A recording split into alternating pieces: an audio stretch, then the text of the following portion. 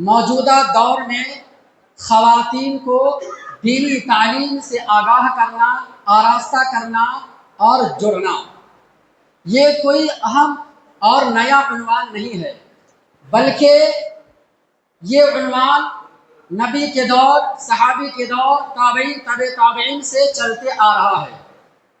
لہذا یہ عنوان آج کے دور کا نہایت ہی اہم اور حساس اور اسی طریقے سے امت کے مستقبل سے جڑے ہوئے ایک اہم عنوان کی حیثیت رکھتا ہے۔ لہذا اس اعتبار سے میں آپ حضرات کے سامنے بغیر تمہید میں جائے ہوئے اور بغیر تفصیل میں جائے ہوئے مختصر طور پر موجودہ دور میں خواتین کو دینی تعلیم سے آگاہ کرنا، آراستہ کرنا کیسے ضروری ہے، اس سلسلے میں کچھ باتیں کرنے جا رہا ہوں۔ سب سے پہلے موجودہ دور میں خواتین کو دینی تعلیم سے وابستہ کرنا اس لیے ضروری ہے کہ یہ امت کے مسلمانوں کے ایمان کا بقا ہے، امت کے مسلمانوں کے دین کا بقا ہے، امت کے مسلمانوں کی شریعت کی تحفظ کا ایک بقا اور ضامن ہے۔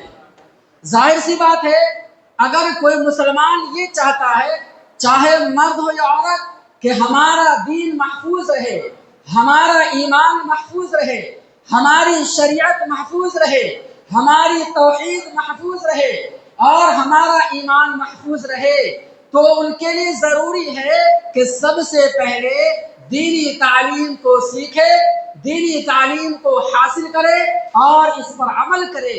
جو جتنا زیادہ دین سے جڑے گا، جو جتنا زیادہ دینی تعلیم سے آگاہ ہوگا، جو جتنا زیادہ شریعت کی جانکاری حاصل کرے گا، جو جتنا زیادہ قرآن حدیث کو سیکھ کر اس پر عمل کرے گا، اتنا ہی اس کے لیے آخرت کے اعتبار سے فائدہ ہی فائدہ ہے۔ معزز سامعین و سامعات، دین اسلام کے اندر علم دین سیکھنے کی بڑی اہمیت ہے، تو سب سے پہلے خواتین حضرات سے میں یہ گزارش کروں گا بالخصوص اور مرد حضرات سے بالعموم کہ اسلام میں دین کی تعلیم اور دین کا سیکھنا کتنا بڑا اہم ہے، پہلے اسے سمجھیں۔ اس لیے کہ جب تک علم دین سیکھنے کی اہمیت اور اس کی فضیلت کو نہیں سمجھیں گے، کوئی بھی خواتین یا کوئی بھی مرد جو ہے دینی تعلیم سے آراستہ صحیح معنوں میں نہیں ہو سکتا۔ اس لیے پر اس بات کو یاد رکھیں، کچھ حضرات کہتے ہیں کہ دین کا سیکھنا ایک خاص طبقے سے جڑا ہوا ہے، جبکہ یہ بالکل غلط ہے، بے بنیاد بات ہے۔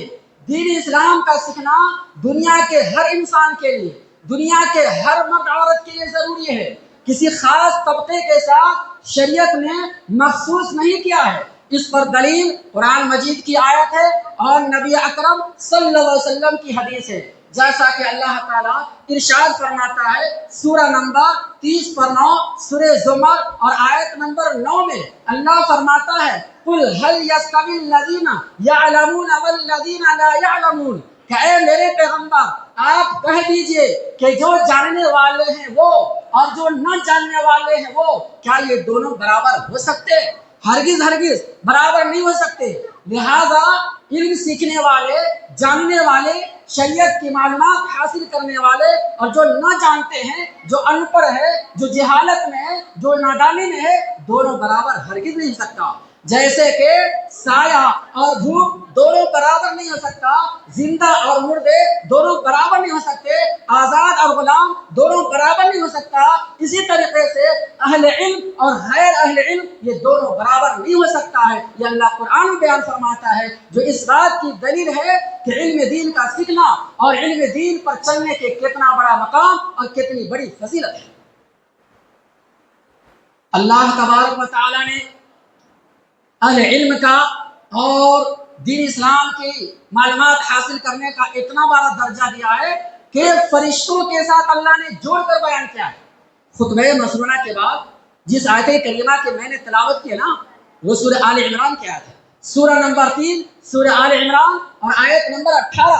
اللہ تبارک و تعالی ارشاد فرماتا ہے شہد اللہ انہ لا الہ الا ہو، سب سے پہلے اللہ نے اس بات کی گواہی دی کہ اللہ کے سوا کوئی عبادت کے لائق نہیں، اللہ کے سوا کوئی سچا معبود نہیں، اللہ کے سوا کوئی حقیقی معبود نہیں۔ اس بات پر سب سے پہلے اللہ گواہی دے رہا ہے۔ بتاؤ، اب بتاؤ، جس چیز کے اوپر اللہ گواہ بن کر آئے اس سے بڑھ کر اس کی صداقت، اس کی حقانیت، اس کی سچائی اور کیا ہو سکتی ہے؟ اللہ رب العالمین جو کائنات کو بنانے والا، جو کائنات کو سجانے والا، ساری دنیا کو چلانے والا، چپے چپے پر، ذرے ذرے پر، ادنا و اعلیٰ ہر ایک چیز پر اللہ کی حکومت ہے، اللہ کا قانون ہے اور اللہ کا بس چلتا ہے، وہ اللہ تعالیٰ کو گواہی دینے کی کیا ضرورت ہے؟ لیکن پھر بھی اللہ تعالیٰ گواہی دے رہا ہے۔ اور اس کے بعد دوسرے نمبر پر والملائکہ، فرشتے نے گواہی دی۔ فرشتے کا ذکر کیا ہے کہ اللہ کی توحید پر اور علم الوہیت پر سب سے پہلے دوسرے نمبر پر اگر گواہی دی تو فرشتوں نے گواہی دی۔ اس کے بعد تیسرے نمبر پر آیا وَأُولُو الْعِلْمِ قَائِمًا بِالْقِسْطِ، جو اہل علم ہیں، جو انصاف کے ساتھ، جو علم کے ساتھ سچائی پر جمے ہوئے ہیں، انہوں نے اس بات کی گواہی دی۔ اب بتاؤ، اللہ تعالیٰ نے فرشتوں کے ساتھ اہل علم کو جوڑ دیا ہے، جو اس بات کی علامت ہے، جو اس بات کی پہچان ہے کہ اسلام میں علماء کا، اہل علم کا، طالب علم کا، علم دین سیکھنے والوں کا کتنا بڑا مقام، کتنا بڑا درجہ کہ اللہ تعالیٰ ان کا فرشتوں کے زمرے میں نام لے کے بیان کیا ہے۔ لہذا اس کے اندر کوئی تخصیص نہیں، یہ عام ہے، چاہے کوئی بھی ہو، ہر ایک کو ہمیں دین اسلام سیکھنا چاہیے اور سکھانا چاہیے۔ اسی طریقے سے وہ مشہور حدیث ہے، آپ حضرات سنے ہوں گے، بعض علماء کرام بیان کرتے ہیں، ابن ماجہ کی صحیح روایت، نبی اکرم صلی اللہ علیہ وسلم بیان فرماتے ہیں طلب العلم فریضۃ علی کل مسلم، کہ علم دین کا سیکھنا ہر مسلمان مرد اور عورت پر فرض ہے۔ فرض کہا یعنی اتنا بڑا فرض ہے کہ ظاہر سی بات اس کے بغیر کوئی کام نہیں ہو سکتا۔ تو یہاں پر بھی اللہ کے نبی نے قید نہیں لگائی کہ صرف مرد ہی علم سیکھیں گے، نہیں نہیں، یہ عام ہے، مرد کے ساتھ عورت بھی ہے، ہر کوئی، چاہے وہ کالا ہو، چاہے وہ گورا ہو، چاہے وہ امیر ہو، چاہے وہ غریب ہو، چاہے وہ اجلا ہو، چاہے وہ کوئی بھی ہو، چاہے وہ بادشاہ ہو، چاہے وہ محکوم ہو، چاہے وہ حاکم ہو، چاہے وہ رعایا ہو، ہر ایک کو کہا گیا ہے، سب کے سب اس حدیث پاک کے ضمن میں آ جاتا ہے کہ علم دین کا سیکھنا ہر ایک پر ضروری ہے۔ لیکن کتنا ضروری ہے؟ کہ ہر کوئی عالم بنے گا، کہ ہر کوئی مفتی بنے گا، کہ ہر کوئی دقاق بنے گا؟ نہیں، بلکہ محدثین اس حدیث کی شرح کرتے ہوئے اہل علم کہتے ہیں کہ اتنا علم سیکھنا جس سے حلال و حرام کے درمیان فرق پیدا ہو جائے، جس سے ہمارا عقیدہ درست ہو جائے، جس سے ہماری توحید درست ہو جائے، جس سے ہم اسلام پر چلنا ہمارے لیے آسان ہو جائے، فرائض اور واجبات کا علم ہو جائے، نماز پڑھنے کی صحیح جانکاری حاصل ہو جائے، نبی کا جو عقیدہ تھا وہ معلوم ہو جائے۔ لہذا ہمارے عقیدے کی اصلاح کرنا، ہمیں فرائض کو جاننا، واجبات کو جاننا، اسلام کے اہم رکن کو جاننا، ایمان کے ارکان کیا اسے جاننا، اسلام کے فرائض کیا اسے جاننا، اسی طریقے سے اور دیگر چیزیں جس کی اہم بیان کی گئی ہے، جس کی اہمیت دی گئی ہے، اتنا سیکھنا تو ہر مسلمان کے لیے ضروری ہے۔ مفتی بننا ہر ایک کے لیے ضروری ہے۔ مفتی بننے کے لیے علماء کرام موجود ہیں، جو مدرسے سے پڑھتے ہیں، ادارے میں پڑھتے ہیں، وہ فتویٰ دیں گے، لیکن ہمارا کام کیا ہے؟ دین پر چلنے کے لیے اتنا علم سیکھنا جو ہمارے لیے دنیا آخرت سمجھ جائے، دنیا آخرت بن جائے، اتنا تو ضروری ہے۔ لہذا خواتین سے گزارش یہ ہے کہ علم دین سیکھیں۔ اس کے بعد نمبر 2، مرد حضرات کے ساتھ ساتھ خواتین حضرات بھی علم دین سیکھنے میں بڑے ہی طلب اور بڑے جستجو کرتے تھے۔ نبی کے دور میں لے لیجئے، کتنے صحابیات ایسے ہیں جو علم دین سیکھنے کے لیے کیا طرف کیا جذبہ تھا۔ اللہ اکبر۔ بتاتا نبی اکرم صلی اللہ علیہ وسلم کی پیاری بیوی سیدہ عائشہ صدیقہ رضی اللہ عنہا وہ کون تھی؟ وہ خواتون کی تھی، وہ نبی کی بیوی ہے، ہم مسلمانوں کی ماں ہے۔ جو کوئی مسلمان نبی کی بیوی کو ماں نہ مانے وہ مسلمان نہیں ہو سکتا۔ اللہ اکبر۔ وہ خواتین ایک بڑا مقام ہے سیدہ عائشہ صدیقہ رضی اللہ تعالیٰ عنہ کا۔ عورتوں میں، خواتین میں سب سے زیادہ اگر کوئی صحابیات میں حدیث بیان کرنے والے ہیں تو عائشہ رضی اللہ تعالیٰ عنہ، جن کے بارے میں بیان کیا جاتا ہے تقریباً 2210 روایت ان سے مروی ہے۔ اللہ اکبر، وہ کون تھی بتاؤ؟ وہ خواتین، وہ عائشہ رضی اللہ عنہ کہ جب کوئی بڑا سے بڑا مسئلہ دین کے بارے میں، اسلام کے بارے میں اٹک جاتا تھا، لوگوں کو معلوم نہیں ہوتا، لوگ آ کر سوال کرتے تھے۔ مرد حضرات، کتنے صحابی ایسے ہیں جو آ کر پوچھا کرتے تھے عائشہ رضی اللہ تعالیٰ عنہ سے۔ وہ عالمہ تھی، فقیہہ تھی، عابدہ تھی، زاہدہ تھی، تقویٰ میں، ورع میں، عبادت میں، علم میں، فتویٰ دینے میں خواتین میں نمبر 1 اور اول کے صف میں شامل ہونے والے تھے۔ یہ مقام کس نے دیا؟ اللہ نے دیا۔ کس بنیاد پر ملا یہ مقام؟ علم کی بنیاد پر، تقوی کی بنیاد پر، زہد اور ورع کی بنیاد پر۔ لہذا خواتین کو چاہیے کہ علم دین سیکھے، اور جیسے صحابیات اور خواتین امت کے پہلے کے لوگ جیسے سیکھا کرتے تھے جذبے کے ساتھ، اس شوق رغبت کے ساتھ ہمیں یہ سیکھنا چاہیے۔ اور یہی نہیں بلکہ علم کی اہمیت پر اتنا بڑا مقام درجہ ہے کہ جب تک ایک انسان علم نہیں سیکھے گا، حلال و حرام کے درمیان فرق پیدا نہیں کرے گا، نفع نقصان کے درمیان، تو خسارہ نقصان اٹھانے والے ہو جائے گا۔ وہ کبھی بھی بھٹک سکتا ہے۔ وہ کیسے؟ اس سلسلے میں سب سے پہلی بات یہ ہے، آج ہم جس دور سے گزر رہے ہیں نا، یہ بڑا ہی فتنے کا دور ہے۔ ہر اعتبار سے فتنہ، ایک پر ایک فتنہ نمودار ہو رہے ہیں۔ اب کیا فتنے کی نشاندہی کروں؟ فتنے کے حوالے سے بہت ساری باتیں ہیں، وہ ہم یہاں بیان نہیں کر سکتے، اور وہ ہمارا موضوع عنوان بھی نہیں ہے۔ بس اتنا سمجھے کہ آج ہم جس سماج سے یا جس معاشرے سے یا جس حالات سے گزر رہے ہیں، یہ بڑا ہی فتنے کا دور ہے۔ مال کا فتنہ، عورت کا فتنہ، پیسے کا فتنہ، خواہشات کا فتنہ، کرسی کا فتنہ، منصب کا فتنہ، زمین و جائیداد کا فتنہ، مال و دولت کا فتنہ، زیور زیورات کا فتنہ، الغرض بہت سارے فتنے ہیں۔ بے حیائی کا فتنہ، زناکاری کا فتنہ، بدکاری کا فتنہ، الغرض ایسے ماحول میں اور ایسے حالت میں ایک خاتون کی ذمہ داری بنتی ہے، ایک عورت کی ذمہ داری بنتی ہے کہ ہم اس فتنے سے کیسے بچیں اور اس فتنے کا ہم کیسے مقابلہ کر سکتے ہیں۔ اس کا ایک واحد سبب اور ایک بنیادی وجہ یہ ہے کہ علم دین سے آراستہ ہو۔ اگر ہم دین کی صحیح جانکاری حاصل کریں گے، دین کے صحیح راستے پر چلیں گے، شریعت کی صحیح معلومات ہوگی، تو ہم فتنے کا اچھے انداز سے ہم مقابلہ کر سکتے ہیں۔ فتنہ نہ ہونے کی وجہ سے کتنے مسلمان عورتیں ایسے ہیں جو ارتداد کے شکار ہو گئے، مرتد بن گئے۔ کتنے ایسے ہیں علم نہ ہونے کی وجہ سے کیا کہتے ہیں، اسکول میں جا کر، کالج میں جا کر بے پردہ ہو کر مرد عورت ایک ساتھ تعلیم حاصل کرتے ہیں، یہاں تک کہ فتنے کے زد میں آ کر کے شیطان کے وسوسے میں آ کر کے خواہشات نفس کے پیچھے جا کر کے لڑکا لڑکے آپس میں لو میرج کر کے اپنے دین کو بیچ ڈالتا ہے، اپنے ایمان کو بیچ ڈالتا ہے، یہاں تک کہ وہ مرتد ہو جاتے ہیں، وہ کفر میں چلے جاتے ہیں، وہ شرک میں چلے جاتے ہیں۔ بتاؤ ایمان کہاں بچا؟ ہمارا دین کہاں بچا؟ ایسے حالات میں ہمیں پہلے نمبر پر ضروری ہے علم دین کی صحیح تربیت، علم دین کی صحیح جانکاری حاصل کرنا۔ ہم کو ایسے موقع پر وہ سیدنا حذیفہ ابن یمان رضی اللہ تعالیٰ عنہ کی روایت یاد آتی ہے جو صحیح بخاری میں ہے۔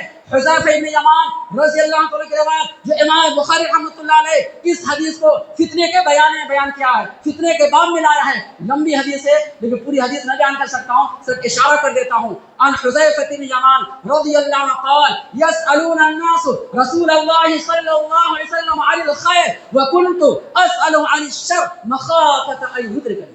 اللہ اکبر۔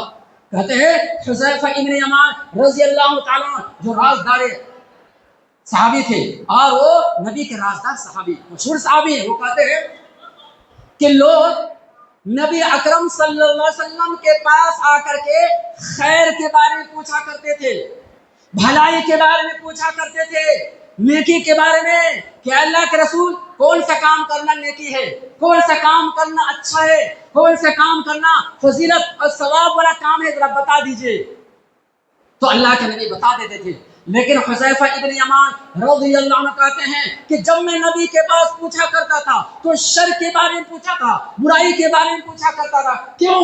اس ڈر سے کہ کہیں میں برائی میں مبتلا نہ ہو جاؤں، کہیں میں گناہ میں مبتلا نہ ہو جاؤں، مجھے اس بات کا علم نہ ہو، اور لا علمی کی بنیاد پر، جہالت کی بنیاد پر میں کہیں گناہ میں ملوث نہ ہو جاؤں، اس لیے میں شر کے بارے میں پوچھا کرتا تھا تاکہ مجھے پتہ چل جائے کہ برائی کون سی چیز ہے، گناہ کون سے کام ہے۔ اس حدیث پاک سے معلوم ہوا کہ جہاں یہ جاننا ضروری ہے کہ توحید کیا ہے، وہاں یہ بھی جاننا ضروری ہے کہ شرک کیا ہے۔ جہاں یہ جاننا ضروری ہے کہ سنت کیا ہے، سنت کی اہمیت کیا ہے، وہاں یہ بھی جاننا ضروری ہے کہ بدعت کیا ہے اور بدعت کی قباحت، بدعت کی مذمتیں کیا ہیں۔ جہاں یہ جاننا ضروری ہے کہ حق کیا ہے، وہاں یہ بھی جاننا ضروری ہے کہ باطل کیا ہے۔ جہاں یہ جاننا ضروری ہے کہ جنت کا راستہ کون سا ہے، وہاں یہ بھی جاننا ضروری ہے کہ جہنم کا راستہ کون سا ہے۔ جہاں یہ جاننا ضروری ہے ہدایت کیا ہے، وہاں یہ بھی جاننا ضروری ہے کہ ضلالت کیا ہے۔ جہاں یہ جاننا ضروری ہے کہ خیر کیا ہے، وہاں یہ بھی جاننا ضروری ہے کہ شر کیا ہے، تاکہ ہم خیر کا علم حاصل کر کے اس پر عمل کروں گا، اور شر کا علم حاصل کر کے میں اسے بچوں گا۔ اگر ہمیں شرک کے بارے میں علم نہ ہو تو آسانی کے ساتھ لوگ شرک میں ملوث کرا سکتا ہے، اور شیطان تو چاہتا ہی ہے کہ سب سے پہلے نمبر پر انسان کو شرک میں مبتلا کر دے۔ یہ شیطان کی سب سے پہلے کوشش، یہ شیطان کا سب سے بڑا ٹارگٹ، یہ شیطان کا سب سے پہلا حملہ ہوتا ہے کہ انسان کو بالعموم اور نام و نہاد مسلمان کو بالخصوص شرک میں مبتلا کر دے۔ اللہ اکبر، یہ جاننا ضروری ہے۔ آج کتنی عورتیں ایسی ہیں، مرد تو مرد ہے، عورتیں کتنی ایسی، اللہ اکبر، ہم کو دیکھ کے تو رونا آتا ہے، بہت افسوس ہوتا ہے۔ باضابطہ ذرا بھی کچھ پریشانی ہوئی یا وسوسہ آیا شیطان کا کہ بری نظر ہو گئی یا کچھ بیمار پڑ گئے، چلے گئے بابا کے پاس تعویذ لٹکانے کے لیے، ڈوری دھاگے لانے کے لیے کہ فلاں بیماری کے لیے یہ دوا، فلاں بیماری کا یہ دھاگا، لال دھاگا تو پیلا دھاگا تو اجلا دھاگا۔ اب حال تو یہاں تک کہ نوبت آ گئی، اللہ اکبر، کتنے خواتین ایسے ہیں نعوذ باللہ جو پیر کے نیچے بھی دھاگا باندھتے ہیں۔ اچانک نظر پڑ جاتی، آپ پوچھ سکتے بھائی یہ کیسے معلوم؟ نظر ہو جاتی، معلومات ہو جاتا، پیر پہ بھی دھاگا بندھا ہوا ہے، یہ کیا ہے؟ ایک بے جان چیز، اور ایک جو ہے جس کی کوئی حیثیت نہیں، ایک بے جان چیز، کوئی حرکت نہیں، کوئی طاقت نہیں، کوئی قوت نہیں، ایک بے جان چیز پر بھروسہ کرتے اللہ کو چھوڑ کر، جو اللہ اتنی بڑی طاقت والا اور اتنی بڑی عظمت والا۔ وما قدر اللہ حق قدرہ، اللہ اکبر، ان ظالموں نے، ان لوگوں نے اللہ کی قدر نہیں کی جیسا کہ اس کی قدر کرنے کا حق ہے۔ اللہ اب کیا بتاؤں، اس آیت کریمہ کی روشنی میں سیدنا عبداللہ ابن عباس رضی اللہ تعالیٰ عنہ کی ایک روایت ہے جو صحیح بخاری میں ہے، کہتے ہیں کہ ایک دفعہ ایک یہودی عالم آیا، یہودی تھا لیکن بڑا عالم تھا، توریت کو جاننے والا تھا۔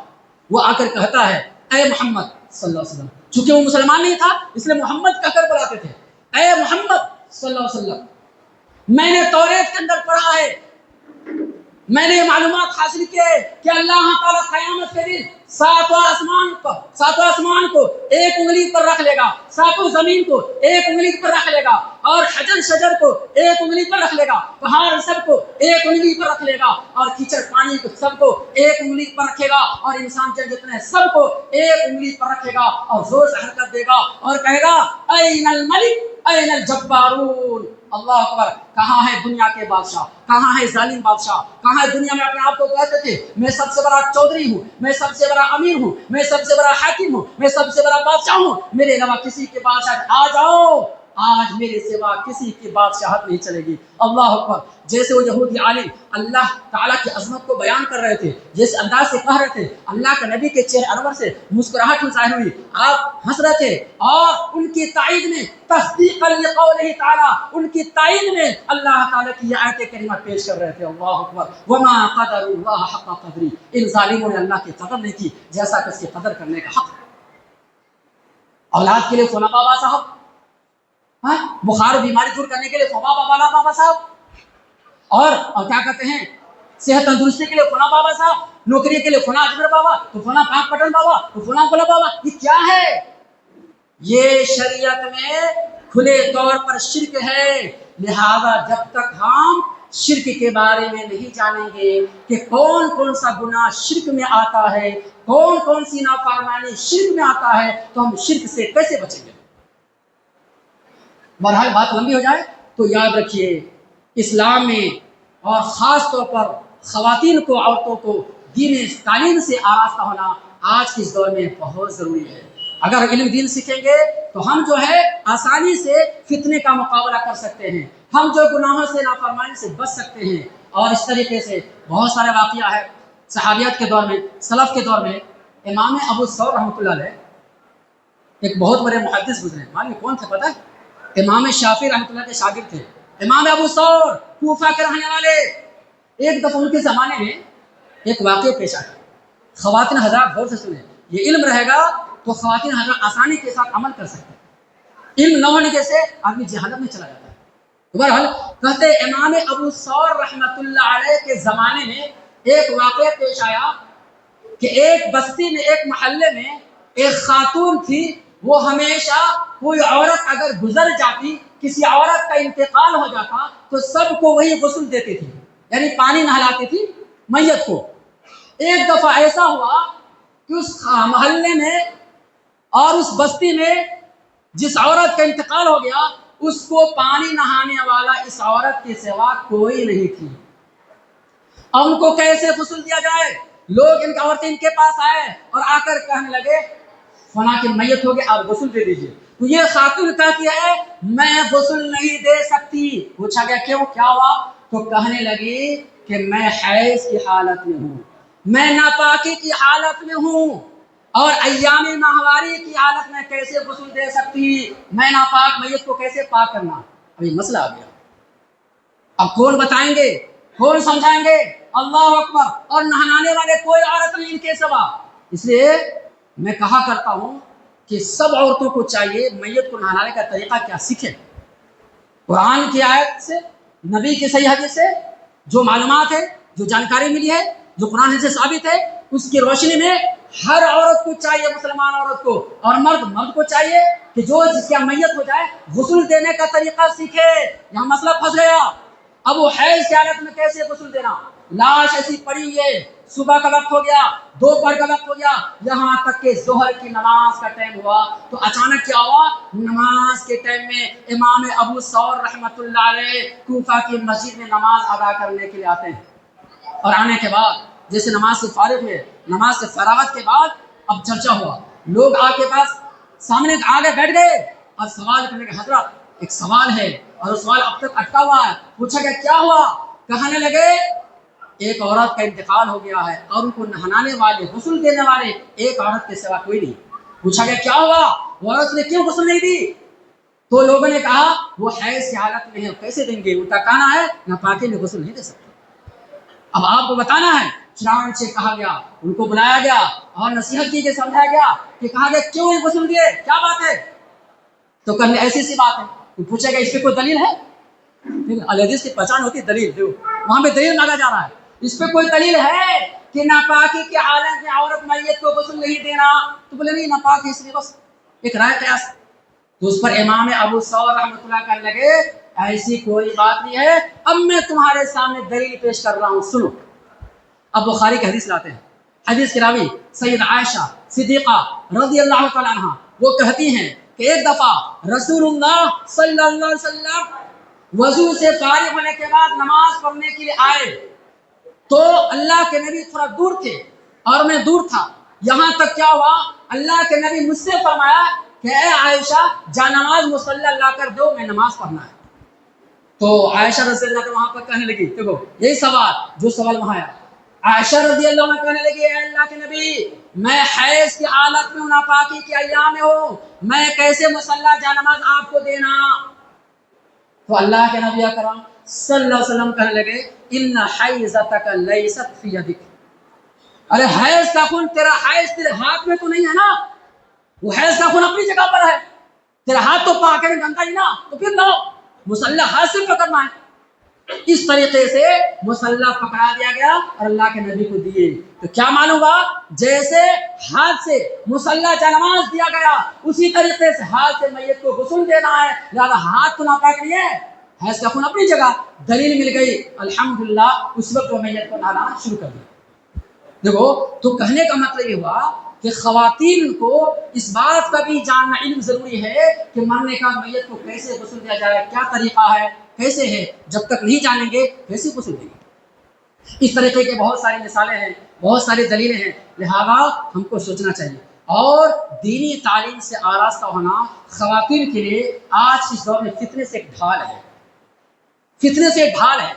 آج ہمارے عقیدے میں بگاڑ ہے، سماج میں بگاڑ ہے، معاشرے میں بگاڑ ہے، سوسائٹی میں بگاڑ ہے۔ اب اس بگاڑ کو کیسے ختم کیا جائے؟ لہذا ایک عورت کی ذمہ داری بنتی ہے کہ اس بگاڑ سے بچنے کے لیے پہلے دینی تعلیم کا علم حاصل کرے، قرآن حدیث کی صحیح جانکاری حاصل کرے، فہم صحابہ کی روشنی میں، فہم سلف کی روشنی میں، تب جا کر کے معاملہ حل ہوگا اور ایک فتنے سے بچ سکتے ہیں۔ لہذا اسی طریقے سے دینی تعلیم کا حاصل کرنا ایک عورت کے لیے اس اعتبار سے بھی ضروری ہے کہ اللہ کے نبی اکرم صلی اللہ علیہ وسلم بیان فرماتے ہیں المرأۃ راعیۃ فی بیت زوجها ومسئولۃ عن رعیتها، صحیح بخاری کی روایت۔ اللہ کے نبی بیان فرماتے ہیں کہ عورت اپنے شوہر کے گھر کا ذمہ دار ہے، لہذا ان کو بھی ان سے قیامت کے دن ان کی ذمہ داری کے بارے میں سوال کیا جائے گا۔ جیسے مرد جو ہے اپنے گھر کے ذمہ دار ہوتے ہیں، اولاد کے بارے میں ذمہ دار ہوتے ہیں، اسی طریقے سے عورت خواتین بھی اپنے شوہر کے گھر کے ذمہ دار ہے۔ اگر شوہر گھر میں نہیں ہے، باہر کمانے کے لیے گئے، دور دراز ہے، لہذا جب تک شوہر گھر میں نہ ہو تب تک یہ ذمہ داری عورت کی بنتی ہے کہ عورت کو اپنی اولاد کو صحیح تربیت دے، اپنی اولاد کو صحیح طریقے سے، صحیح ڈھنگ کے ساتھ دینی تعلیم سے آگاہ کرے۔ اب بھلا بتاؤ یہ ذمہ داری کیسے حاصل ہو سکتا ہے؟ ہم اس ذمہ داری کو کیسے نبھا سکتے ہیں؟ اس کا ایک ہی راستہ ہے کہ عورت پہلے دینی تعلیم کا علم حاصل کرنا۔ اگر عورت کو خود دین کا علم نہیں ہے، وہ عورت اپنے بچے کو، اپنے اولاد کو کیسے سنبھال سکتی ہے، کیسے اس کو جو تربیت دے سکتی ہے؟ تو عورت پہلے خود تربیت یافتہ ہونا، ماں خود پہلے تربیت یافتہ ہونا۔ اور آپ کو بتا دوں جتنا رول، جتنا کیا کہتے ہیں محنت اور جتنی کوشش اولاد کو صحیح تربیت دینے میں عورت کا ہوتا ہے اور خواتین کا ہوتا ہے، اتنا مرد کا نہیں ہو سکتا ہے۔ آپ کو معلوم ہے اس لیے کہ مرد حضرات عام طور پر گھر سے باہر چلے جاتے ہیں، کام کے لیے چلے جاتے ہیں، محنت مزدوری کے لیے چلے جاتے ہیں، تجارت کے لیے چلے جاتے ہیں، تو زیادہ تر گھر پہ کون رہتی؟ عورتیں رہتی۔ تو عورت کا زیادہ رول ہوتا ہے اولاد کو بگاڑنے میں، جو اولاد کو سدھارنے میں۔ لہٰذا ہمیں اولاد کو سدھارے، اور سدھارنے کا ایک ہی راستہ ہے کہ پہلے خود جو ہے دینی تعلیم کا تو سے آراستہ ہو اور دینی تعلیم کا علم حاصل کرے، تب ہم اپنی اولاد کو سدھار سکتے۔ ورنہ اگر صحیح تربیت نہیں دے تو یاد رکھو قیامت کے دن اس کی پکڑ ہو جائے گی۔ آپ کو معلوم ہے امام بخاری رحمۃ اللہ کون تھے؟ ہر کوئی جانتے ہیں، علماء بھی جانتے ہیں، آپ حضرات بھی جانتے ہیں، نام تو سنیں گے امام بخاری رحمۃ اللہ۔ بتائیے جنہوں نے حدیث کی کتاب لکھی، علماء کا اتفاق ہے تمام علماء اسلام کا، اصح الکتب بعد کتاب اللہ الصحیح البخاری، کہ قرآن مجید کے بعد، اللہ کی کتاب کے بعد صحیح سب سے بہترین کتاب اگر کوئی ہے تو صحیح بخاری۔ اس کا کوئی دوسرا مطلب یہ نہ لے کہ ہم امام بخاری کی تقلید کرتے ہیں، ارے تقلید نہیں کرتے، بلکہ امام بخاری رحمۃ اللہ علیہ جو روایت کو بیان کیے نبی کے حوالے سے، ہم اس روایت کو لیتے ہیں، اس حدیث کو لیتے ہیں۔ ارے کسی اہل علم سے پوچھنا، کسی اہل علم سے دین حاصل کرنا یہ تقلید نہیں کہلاتا، وہ تحقیق کہلاتا ہے۔ تو تحقیق کو تقلید کہہ دیا۔ اللہ قرآن نے کیا کہا؟ فَاسْأَلُوا أَهْلَ الذِّكْرِ إِن كُنتُمْ لَا تَعْلَمُونَ، پوچھ لو اہل علم سے اگر تم نہیں جانتے ہو۔ تو یہ پوچھنا یہ تقلید نہیں ہے، پوچھنا یہ تحقیق ہے۔ تو ہم امام بخاری رحمۃ اللہ کی تقلید نہیں کرتے، بلکہ وہ جو روایت لائیں صحیح سند کے ساتھ اس کی تحقیق کر کے ہم اس کو مانتے ہیں، اس نیت سے کہ نبی کی بات ہے، نبی کی حدیث ہے۔ یہ نہیں کہ ہم امام بخاری کی پوجا کرتے ہیں نعوذ باللہ، یا اس کی تقلید کرتے ہیں، یہ بھی غلط ہے، غلط فہمی ہے۔ دیکھو امام بخاری رحمۃ اللہ علیہ بچپن ہی میں ان کے والد صاحب کا انتقال ہو گیا، یتیم ہو گئے۔ اب اس کی سرپرستی کس نے کی؟ ان کو صحیح تربیت کس نے دی؟ ان کی ماں نے دی، مشہور واقعہ سب جانتے ہیں، یہاں تک آخر نابینا بھی ہو گیا۔ اللہ اکبر، امام بخاری رحمۃ اللہ کی والدہ تربیت دے رہے ہیں، راتوں کو اٹھ رہے ہیں، تہجد کی نماز پڑھ رہے ہیں، اللہ سے دعا کر رہے ہیں، گریہ زاری کر رہے ہیں کہ اللہ میرے بچے کو صحیح رکھ، میرے بچے کی بینائی کو واپس کر دے، اے اللہ میرے بچے کو اسلام کا سپاہ سالار بنا دے، اسلام کا داعی بنا، اسلام کا مبلغ بنا۔ اللہ اکبر، والدہ کی دعا ہے۔ دیکھو جتنا ماں باپ اپنے اولاد کے حق میں جذبے کے ساتھ اخلاص سے دعا کریں گے نا، دوسرا کوئی نہیں کر سکتا۔ ماں کے دل سے دعا نکلی अल्लाह कबूल कर लिया, बिनाई भी वापस आ गई। अल्लाह अकबर। और इतने बड़े इस्लाम के दाई बने, अल्लाह अकबर। मुहद्दिसीन कहते हैं, मुअर्रिखीन कहते हैं, तकरीबन उनको 5 लाख से ज्यादा हदीसें बायहार्ट याद थी, सनद और मतन के साथ 5 लाख से ज्यादा। ये क्या है? ये उनकी माँ की तरबियत का रोल है। हाफिज बिन हजर अस्कलानी रहमतुल्लाह कौन थे? कितनी मिसाल दूं? सही बुखारी की शरह करने वाले, सबसे मुअतबर किताब, सबसे बेहतरीन किताब अगर कहा जाए बुखारी की शरह में तो फतहुल बारी से बेहतर कोई नहीं। ये उलमा भी जानते हैं फतहुल बारी। तो फतहुल बारी के जो मुसन्निफ है, राइटर कौन थे? हाफिज बिन हजर अस्कलानी रहमतुल्लाह अलैह, 8वीं सदी के आलिम। अल्लाह अकबर। इनकी तरबियत में किनका रोल था? इनके बहन का रोल था। मालूम? इनके माँ बाप गुजर गए थे, नवानी यतीम थे, 8 साल की उम्र से पहले गुजर गए थे। 8 साल की उम्र में हाफिज कुरान बन गए। अल्लाह अकबर। और मुअर्रिखीन कहते हैं कि 14 साल की उम्र में काबा के इमाम भी बन गए थे। हाँ, नमाज पढ़ाया। इतनी बड़ी मुहद्दिस हाफिज थे। हाफिज का मतलब वो मत लेना हाफिज कुरान, भाई एक होता है हाफिज कुरान, पूरे कुरान मजीद को बहाट याद करना। लेकिन याद रखो, जब कभी मुहद्दिसीन की इस्तिलाह में हाफिज का लफ्ज आएगा ना, तो वहां उससे मुराद वो हाफिज कुरान ही होता है, बल्कि यहाँ मुराद होता है जिनको 1 लाख हदीस जबानी बहाट सनद और मतन के साथ याद हो, उसे हाफिज कहा जाता है। अल्लाह अकबर। तो इब्न हजर अस्कलानी रहमतुल्लाह का टाइटल था हाफिज, हाफिज इब्न हजर। 1 लाख से ज्यादा है। ये क्या है? इनकी तरबियत में किनका रोल है? खवातीन का, औरतों का, उनके बहन का। लिहाजा हम खवातीन को चाहिए कि ज्यादा से ज्यादा इल्म दीन को सीखे, सिखलाए और इसको आम करे। वरना अगर हम दीन इस्लाम को नहीं सीखेंगे और उस पर सही तरबियत नहीं देंगे तो अल्लाह की क़यामत के दिन पकड़ हो जाएगी। और इसके अलावा अल्लाह के नबी अकरम सल्लल्लाहु अलैहि वसल्लम की बहुत सारी हदीसें हैं इल्म दीन की फजीलत और उसकी अहमियत पर। लिहाजा आज के इस दौर में खवातीन के लिए तो बहुत आसानी हो गई, खवातीन ही के लिए क्या बल्कि तमाम मर्दों के लिए आज के दौर बहुत आसानी हो गई इल्म दीन सीखना। अल्हम्दुलिल्लाह आजकल सोशल मीडिया का दौर है, सोशल मीडिया से भी आप जायज़ फायदा उठा सकते हैं, नाजायज नहीं। लेकिन आजकल उल्टा हो रहा है जी, जायज़ फायदा की जगह नाजायज फायदा। घंटों घंटों रात भर लोग मोबाइल देखते रहते, गाना सुनते रहते, वीडियो फिल्म देखते रहते, नौज़बिल्लाह तन्हाई में बैठ कर पता ना और क्या क्या काम करते, क्या बताऊं।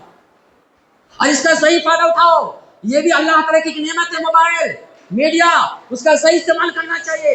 जो सलफ के आलिम है, जो मुअतबर उलमा है, उनका दर्स सुने, उनके वाज़ नसीहत सुने, कुरान की तिलावत सुने, ये फायदा है। दीन इस्लाम सीखे। आज के दौर में माशाअल्लाह अल्लाह ने बहुत आसानी कर दी, लेकिन इसके बावजूद लोग दीन से दूर हैं, इसके बावजूद लोग बेराह रवी के शिकार हैं, इसके बावजूद लोग शिर्क बिदअत में डूबे हुए हैं। आखिर क्या बात है? इतने वसाइल मुहैया हैं, इतने ज़राए मुहैया हैं, मीडिया का दौर है, टीवी का दौर है, यूट्यूब का दौर है, सोशल मीडिया का दौर है, इलेक्ट्रॉनिक मीडिया का दौर है, प्रिंट मीडिया का दौर है, अल्लाह न जाने क्या क्या चीज़ अल्लाह ने आसानी कर दी है। लेकिन हम लोग इसका गलत फ़ायदा उठाते हैं, सही फ़ायदा नहीं उठाते हैं। ज़रूरत इस बात की है कि हम इसका सही फ़ायदा उठाएं। देखो उस ज़माने में इल्म दीन सीखने के लिए, हदीस की इल्म सीखने के लिए कितने कितने दूर तक जाते थे, कितने लंबे सफ़र। बाकायदा सहाबा किराम से मरवी, सहाबा किराम से साबित है, ताबीन तबे ताबीन से नहीं, कि बाज़ात एक एक हदीस को सीखने के लिए बाकायदा लंबे सफ़र क्या करते थे। बुखारी में तालीक़न मुअल्लक़ तौर पर एक रिवायत बयान किया है। इमाम बुखारी कहते हैं किनके बारे में? जाबिर बिन अब्दुल्लाह के बारे में। रहल जाबिर बिन अब्दुल्लाह मशीरत सहर इला शाम इला अब्दुल्लाह इब्न उनैस। कहते हैं इमाम बुखारी कहते हैं कि जाबिर बिन अब्दुल्लाह रज़ियल्लाहु अन्हु एक हदीस को सीखने के लिए मुल्क शाम, जो तकरीबन मदीने से 1 महीने की मुसाफत पर है, उस जमाने में ऊंट पर सवार होकर, सवारी पर सवार होकर जाए, 1 महीना पक्का लग जाएगा। सब एक हदीस सीखने के लिए चले गए। उनको मालूम हुआ, किसी ने बताया कि अब्दुल्ला इब्न उनैस रज़ियल्लाहु अन्हु बराह रास्त नबी के हवाले से हदीस बयान करते हैं। तो जाबिर बिन अब्दुल्लाह रज़ियल्लाहु अन्हु को पता चला, फौरन ऊँट खरीदे। ऊँट का इंतजाम क्या, सवारी का इंतजाम क्या, कजावा कसे, यहाँ तक कि खाने पीने का बंदोबस्त का इंतजाम कर लिए और चल दिए। किसी ने कहा हजरत रुक जाइए, इतनी जल्दबाजी क्या है? कहने लगे नहीं, अगर रुक जाऊं और इसी दौरान अगर मेरी मौत आ जाए, बताओ अल्लाह के पास कौन जवाब देगा? अल्लाह अकबर। इतनी डरते थे, चले गए, निकल गए सवारी पर सवार होकर। 1 महीने के बाद पूछ रहे हैं, عبداللہ بن انیس رضی اللہ عنہ سے ملاقات ہوتی ہے. ملاقات کے بعد سلام کلام کے بعد کہتے ہیں میں آپ کے پاس آیا ہوں ایک حدیث کے لیے. سنتے آپ نبی کے حوالے سے حدیث بیان کی ہے. معلوم ہوتا ہے کہ مظالم کے کیا حقوق ہے, ظلم زیادتی کا اس کے کیا حق ہے, قصاص کا کیا معاملہ ہے, دیت کا کیا معاملہ ہے, اس کے بارے میں آپ کو زیادہ جانکاری ہے, ذرا مجھے بتا دیجیے. اللہ اکبر. یہ تھے صحابہ کرام, یہ تھے نبی کے صحابہ, یہ تھے علم سے محبت, علم سے طلب. اس لیے یاد رکھو سب سے پہلے ایک بات اور بتا دیتا ہوں, سب سے پہلے اللہ تعالیٰ نے علم کو فرض کیا ہے. توحید بعد میں ہے, پہلے علم ہے. دلیل سورہ محمد کیا ہے؟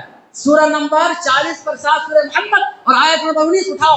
فَاعْلَمْ أَنَّهُ لَا إِلَهَ إِلَّا اللَّهُ. قال البخاري في هذه الآية باب العلم قبل القول والعلم وفي هذا الدليل فاعلم انه لا اله الا الله. اللہ اکبر. امام بخاری رحمۃ اللہ علیہ دلیل کے طور پر یہ آیت لاتے ہیں, کہتے ہیں قول سے پہلے, عمل سے پہلے علم سیکھو, جان لو کہ ہم جو بات کہنے جا رہے ہیں کیا وہ بات صحیح ہے یا غلط. ہم جو عمل کرنے جا رہے ہیں وہ عمل میرا صحیح ہے یا غلط. اس سے پہلے علم سیکھ لو, جان لو. اگر جانکاری ہوگی تو آپ کو عمل کرنے میں آسانی ہوگی, آپ کو بولنے میں آسانی ہوگی. یہ تو دنیا کا بھی رول ہے. کوئی بھی کمپنی والا, کوئی بھی فیکٹری والا, کوئی بھی کارخانہ والا جیسی جو چاہے جس کو نہیں لے لیتا کام کرنے کے لیے, بلکہ ان سے پوچھتا ہے, ان سے انٹرویو لیتا ہے, بتا اس کام کے بارے میں تجھے جانکاری ہے یا نہیں, علم ہے یا نہیں, بتاؤ. جب دنیا کا علم حاصل کے بغیر کوئی آدمی ترقی نہیں کر سکتا ہے, یہ تو دین کا علم ہے. مجھے بتاؤ بھائیو, خواتین حضرات, بغیر علم دین سیکھے ہم کیسے ترقی کر سکتے ہیں؟ اللہ اکبر. تو پہلے توحید کو فرض کیا ہے, جان لو اس بات کو کہ اللہ کے سوا کوئی عبادت کے لائق نہیں. یہاں پر اللہ تعالیٰ نے توحید سے پہلے علم سے شروع کیا. بدأ بالعلم قبل التوحید, توحید سے پہلے علم. لہذا علم ہوگا تو ہمارے لیے توحید پہ چلنا آسان ہو جائے گا, ورنہ اگر علم نہیں توحید کا, ہم توحید پہ کیسے چلیں گے؟ ہم کو نماز پڑھنا ہے, نماز کا طریقہ نہیں معلوم, کیسے نماز پڑھیں گے؟ جو چاہے جیسے چاہے پڑھ لیں, جس طریقے سے پڑھ لیں. یہ لا علمی کی بنیاد پر, یہ جہالت کی بنیاد پر آج ہماری عبادت بیکار ہو رہی ہے. لہذا ہر عبادت کے لیے, ہر عمل سے پہلے علم کو ضروری ہے.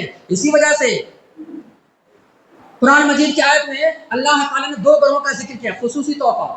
ہم ہر نماز میں سورہ فاتحہ پڑھتے نہیں پڑھتے, تو سورہ فاتحہ میں آخر میں کیا آیت آتی ہے؟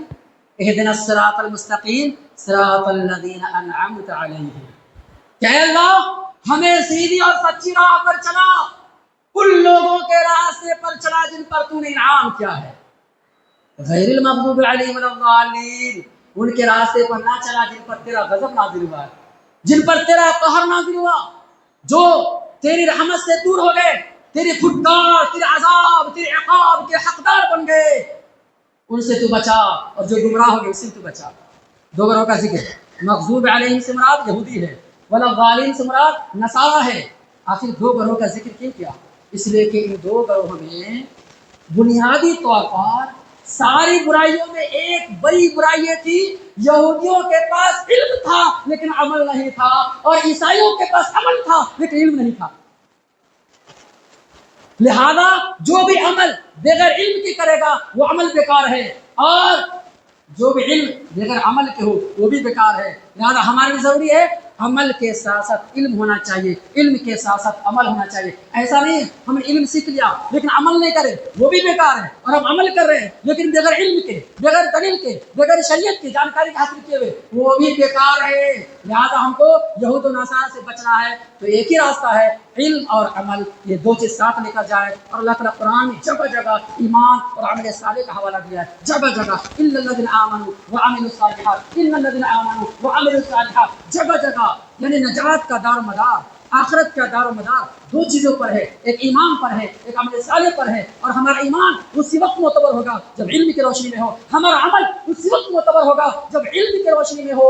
لہذا ضرورت اس بات کی ہے کہ علم کو پہلے سیکھا جائے. اسی وجہ سے صحیح مسلم کی ایک اور حدیث ہے, اللہ کے نبی اکرم صلی اللہ علیہ وسلم بیان فرماتے ہیں من مات وهو يعلم انه لا اله الا الله دخل الجنہ. جو کوئی شخص اس حالت میں مرا کہ وہ جانتا تھا کہ لا الہ الا اللہ کیا ہے, اللہ کی عبادت کیسے کرنا, اور توحید کے کیا شرائط کیا کنڈیشن وہ جانتا تھا سمجھتا تھا، اس کے مطابق وہ عمل کر کے دنیا سے مرا ہے، تو نبی فرماتے ہیں وہ جنت میں جائے گا۔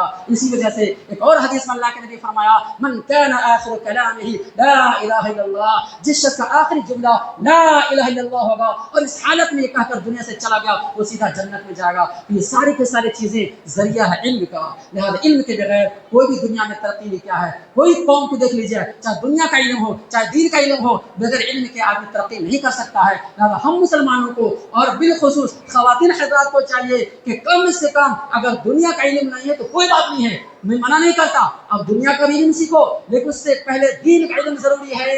خواتین کو دین سے آگاہ کرنا، دینی تعلیم سے تربیت کرنا یہ ضروری ہے، تاکہ ہماری دنیا بھی بقا رہے، ہماری آخرت بھی بقا رہے، ہمیں جنت آسانی کے ساتھ مل جائے۔ باتیں بہت ساری ہیں، وقت اجازت نہیں دیتا کہ بات کو آگے بڑھاؤں، بس انہی چند باتوں پر اپنی کلمات کو مکمل کرتا ہوں، اس دعا کے ساتھ کہ اللہ تعالیٰ ہم تمام مسلمانوں کو دین کی صحیح سمجھ اور نیک عمل کی توفیق عطا فرما۔ اے اللہ فضل کا، کرم کا، رحم کا معاملہ فرما۔ اے اللہ ہم تمام مسلمانوں کی جان کی، مال کی، عزت کی، آبرو کی، دین کی، یقین کی، عمل صالح کی پوری پوری حفاظت فرما۔ اے اللہ ہم تمام مسلمانوں کا ایمان پر، توحید پر خاتمہ نصیب فرما۔ اے اللہ مرنے کے بعد قبر کے عذاب سے حفاظت فرما۔ اے اللہ ہم تمام مسلمانوں کو قیامت کے دن جنات الفردوس میں داخل نصیب فرما۔ آمین یا رب العالمین۔ السلام علیکم و رحمۃ اللہ وبرکاتہ۔